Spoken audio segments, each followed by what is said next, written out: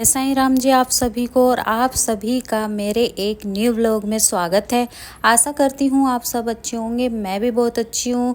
तो सुबह से व्लॉगिंग शुरू कर दी है और सुबह यहाँ का मैं सारा काम कर चुकी हूँ। फर्स्ट फ्लोर का अच्छे से पोछा झाड़ू करके सारे घर को मैंने चमका दिया है। और ये देखिए, ये वाला कमरा भी साफ़ हो गया है पूरा और दूसरे वाला कमरा भी मैंने साफ़ कर दिया, मतलब पूरा फ्लोर ही मैंने साफ़ कर दिया।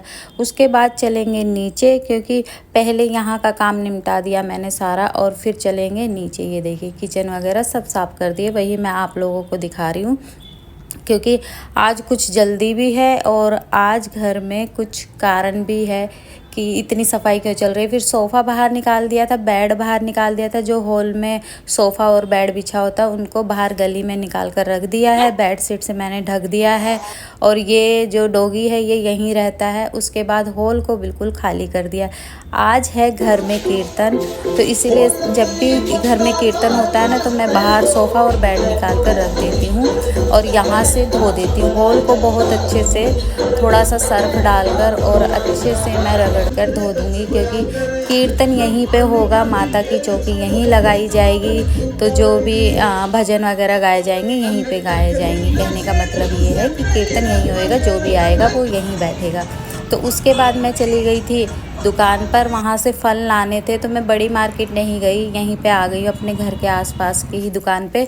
तो पूजा का सामान ले लिया था, फल वगैरह भी मैंने ले लिए। यहीं से थोड़े से महंगे पड़े, लेकिन मार्केट जाने का मुझे बिल्कुल भी टाइम नहीं था, तो फिर मैंने यहीं से ले लिए। उसके बाद यहाँ पर हम माता की चौकी लगा रहे हैं।